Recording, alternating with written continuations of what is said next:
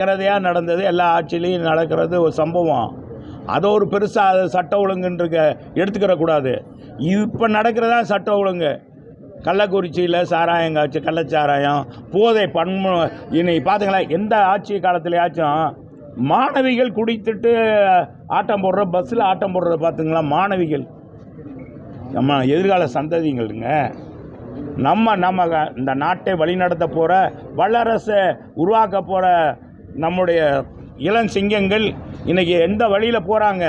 காலையில் எந்திரிச்சா ஒவ்வொரு தாய்மாரும் மடியில் நெருப்பு கட்டிக்கிட்டு இருக்காங்க. பள்ளிக்கூடத்துக்கு அனுப்பும்போது பிள்ளை ஜாக்கிரதையாக வரணுமே. 12வது வகுப்பு எங்கள் அம்மா என்ன செஞ்சாங்க, 10ஆம் வகுப்புலேருந்து 12ஆம் வகுப்பு வரையும் படிக்கிறதுக்கு சைக்கிள் கொடுத்தாங்க.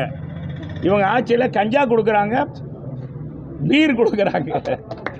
இதுதானே இன்றைக்கி நடக்குது. எங்கே வச்சாலும் குடிக்கிறாங்க. பிள்ளைகளே பார்த்தீங்கன்னா ரயில்வே தண்டவாளத்தை தவிர்த்து குடிக்குது. ஆணும் பெண்ணும் மாணவர்களும் மாணவிகளும் கலந்துட்டாங்க. இது எந்த ஆட்சியிலையாச்சும் எங்கள் ஆட்சியில் நடந்துச்சுன்னு சொல்லுங்க.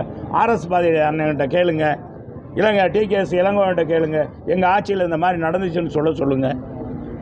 சரி தம்பி, வாங்க பார்ப்போம். ஆனால் மதுரை காவல்துறை இந்த மாதிரி இருக்கக்கூடாதுங்க. மாறிக்கிறணும், தங்களை குணத்தை மாற்றிக்கணும். நாங்கள் இது வரைக்கும் சட்டத்துக்கு புறமாக நடந்தது. இப்போ கூட இந்த மாதிரி இந்த இதையும் எடுத்துக்கோங்க, அதையும் போய் பாருங்கள். ஏன்னா கம்பை ஏற்றினா ஏங்க திமுக 53 அடிக்கு மேலே ஏற்றலாம், நாங்கள் ஏற்றக்கூடாதா?